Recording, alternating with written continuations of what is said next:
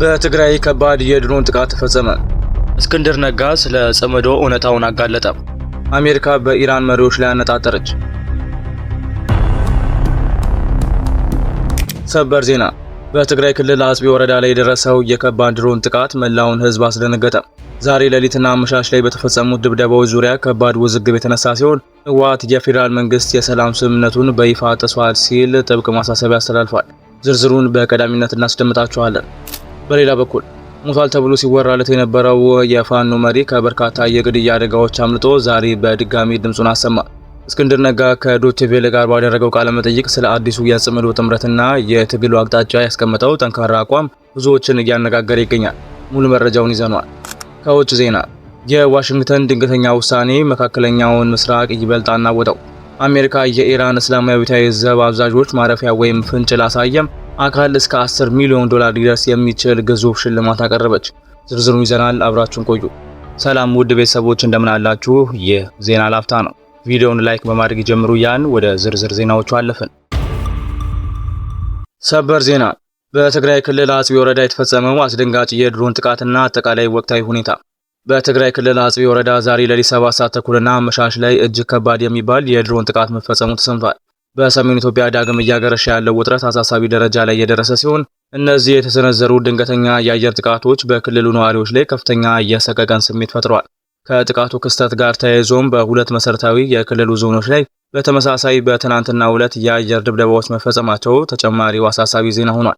የህዝባዊ ወያኔ ሓርነት ትግራይ ህወሓት ከጥቂት ሰዓታት በፊት ባወጣው ጠንካራ መግለጫም የፌዴራል መንግስት በሰላማዊ ህዝብ ላይ የሚፈጸመውን ወታደራዊ እርምጃ እጅግ አባብሶታል ሲል ከሷል።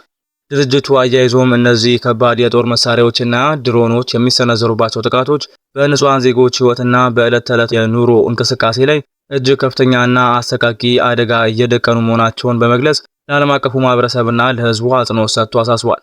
ባለፉት ተከታታይ ሳምንታት ውስጥ በፌዴራል መንግስት በኩል በህወሓት ላይ ያነጣጠሩ የአየር ጥቃቶች በተደጋጋሚ እየተፈጸሙ መሆኑ ሀቅ ነው። ሆኖም የፌዴራል መንግስትም ሆነ የመከላከያ ሰራዊት ስለተፈጸሙት እነዚህ የድሮን ጥቃቶች እስካሁን በይፋ የሰጡት የተለየ መግለጫም ሆነ ማስተባበያ ባለመኖሩ ሁኔታው ብዙዎችን እያነጋገረና ጥርጣሬን እየጫረ ይገኛል።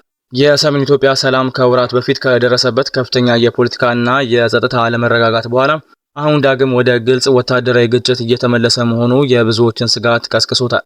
የፕሪቶሪያ የሰላም ስምምነት ማዕቀፎች እየተፈተኑ መምጣታቸውና በሁለቱ አካላት መካከል ያለው መተማመን ሙሉ በሙሉ መሸርሸሩ ሀገሪቱን ወደ ሌላ መዋቅራዊ ቀውስ ሊመራት እንደሚችል የፖለቲካ ተንታኞች ያስጠነቅቃሉ። የአካባቢው ነዋሪዎችና የአይን ምስክሮች እንደሚገልጹት ከሆነ የድሮን ጥቃቶቹ ያስከተሉት ቁሳዊ ውድመትና የሰዋዊ ቀውስ እጅግ የከፋ ነው። በሌሊትና በአመሻሽ ሰዓታት በሚሰሙት አንገብጋቢ ፍንዳታዎች የተነሳ ህጻናት፣ እናቶችና አረጋውያን ከቀያቸው በመፈናቀል ላይ የሚገኙ ሲሆን የጤና ተቋማትም የቆሰሉ ሰዎችን በመቀበል ላይ እንዳሉ መረጃዎች እየወጡ ይገኛሉ። ይህ ከጊዜ ወደ ጊዜ የተባባሰ የመጣው የጦርነት ነበልባልና የድሮን ጥቃት ማዕበል የትግራይን ክልል ብቻ ሳይሆን መላው አገሪቱን እጅግ አደገኛ በሆነ አቅጣጫ እየገፋው ይገኛል። በቀጣይ ሰዓታት ውስጥ ከፌዴራል መንግስትም ሆነ ከህወሓት የሚወጡ ተጨማሪ መግለጫዎች የሚኖሩትን ምላሽና የሁኔታውን መቀየር አዳዲስ መረጃዎችን ይዘን እንመለሳለን። እርሱም በዚህ መረጃ ላይ ያሉትን ማንኛውም ሀሳብና አስተያየት በኮሜንት ሴክሽን ላይ እንዲያጋሩን ይጋብዝን። አሁን በቀጥታ ወደ ቀጣዩ ዜና አለፍ። አልሞትኩም አምልጫለሁ። እስክንድር ነጋ ስለ ግድያ ሙከራውና ስለ ጽምዶ ጥምረት የሰጠው አነጋጋሪ መግለጫ።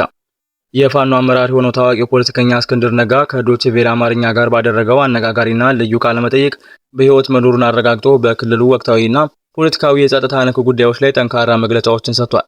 ከዚህ ቀደም ህይወቱን ለማጥፋት የታለመ በርካታ የግድያ ሙከራዎች እንደተደረጉበት ያስታወሰው እስክንድር ከእነዚህ አደገኛ አደጋዎች በድል አድራጊነት ማምለጡን በመግለጽ አሁንም በጽናት የትግሉ ግንባር ላይ እንደሚገኝ አብስሯል። ይህ የድምፅ እረፍትና የደህንነት ስጋቶች አብቅተው የተሰማው መግለጫ በደጋፊዎቹ ዘንድ ከፍተኛ ደስታን የፈጠረ ሲሆን በሰፊው እየተዘገበ የሚገኝ አንገብጋቢ መረጃ ሆኗል። በቅርብ ቀናት ውስጥ ስለተመሰረተው ጽምዶ ጥምረት ተጠይቆ በሰጠው ምላሽ የጥምረቱ ዋነኛ መለያና መግለጫ ጸረ አማራነት መሆኑን ያለምንም ማመንታት ተናግሯል። ይህ ሀሳብ እሱ ብቻ የፈጠረው ወይም የግል ግምቱ ሳይሆን መላው ዓለምና የፖለቲካ ተንታኞች ጭምር እነዚህ ኃይሎች በሚገባ የሚያውቋቸው በግልጽ የሚታየው የጸረ አማራ ባህሪነታቸው እንደሆነ አጽንኦት ሰጥቷል።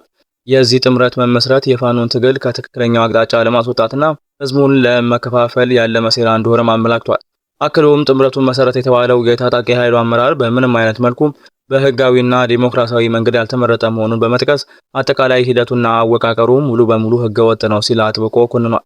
ለረጅም ዓመታት በጋዜጠኝነት በሰብአዊ መብት ተሟጋችነትና በሰላማዊ የፖለቲካ ትግል ሲታገል የቆየው እስክንድር ነጋ ትግሉ በኃይል ብቻ ሳይሆን በህዝብ እውቅናና በስነ ምግባር ማዕቀፍ መመራት እንዳለበት አሳስቧል። አሁን የተፈጠረው ህገወጥ አሰራር በፋኖና በታጣቂዎች መካከል ያለው የውስጥ ስልጣን ሽኩቻና የአመራር ውድድር በግልጽ ያሳያል ብሏል። የእስክንድር ነጋ የአነጋጋሪ ንግግር በሀገሪቱና በክልሉ የፖለቲካ ምህዳር ውስጥ ትልቅ አንድምታ ያለው ሲሆን የትግሉ ተቀባይነት ሊረጋገጥ የሚገባው በህዝባዊ ውክልና እንጂ በግለሰቦች ፍላጎት መሆን እንደሌለበት ሰፊ መልእክት አስተላልፏል። ጽምዶን ጸረ አማራ ሲል መፈረጁ ደግሞ በትግሉ ውስጥ ያሉትን እውነቶችና የርዕዮተ ዓለም ልዩነቶች ነጥረው እንዲወጡ በማድረግ ደጋፊዎቹ በአንድ ግልጽ ዓላማ ስር ለማሰባሰብ ያለመ ስትራቴጂካዊ የፖለቲካ ንግግር መሆኑ ተረጋግጧል። በአጠቃላይ የዚህ ቃለ መጠይቅ መውጣት በወቅታዊ የትግል ሂደት ውስጥ አሁንም ድረስ የአመራር ክፍተቶች፣ የስልጣን እውቅና ጥያቄዎችና የርዕዮተ ዓለም ልዩነቶች በጥበብ ካልተፈቱ በሂደት ላይ ትልቅ እንቅፋት ሊሆኑ እንደሚችሉ ፍንጭ ሰጥቷል።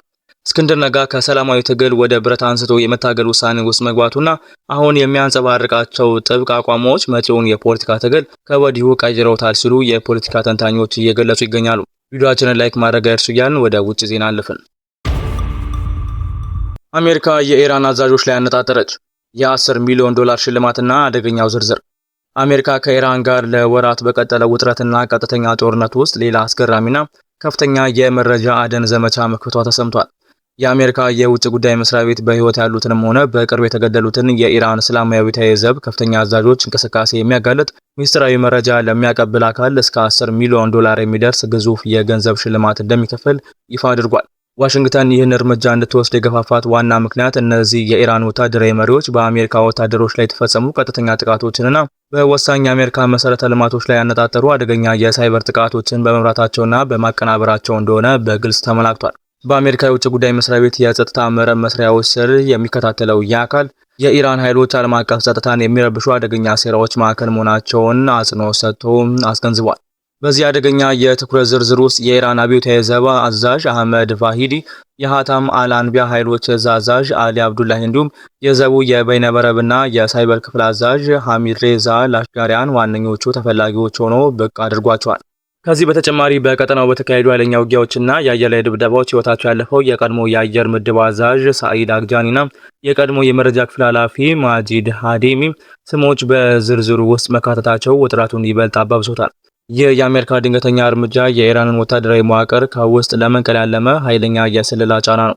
ዓለም አቀፉ ማህበረሰብ አይኑን ወደ መካከለኛው ምስራቅ ባዞረበት በዚህ ሰዓት የግዙፍ ሽልማት የጦርነቱን አካሄድ እንዴት እንደሚቀለብሰው በጉጉት እየተጠበቀ ነው። ውድ የዜና ላፍታ ቤተሰቦች የሰዓቱ መረጃዎቻችን ያደመጣችሁትን ይመስል ነበር። ስለተከታተላችሁን እያመሰገንን ቻናላችንን ሰብስክራይብ በማድረግ ቤተሰብ እንድትሆኑ እየጋበዝን በዚሁ ተሰናበትን። ጤና ይስጥልን።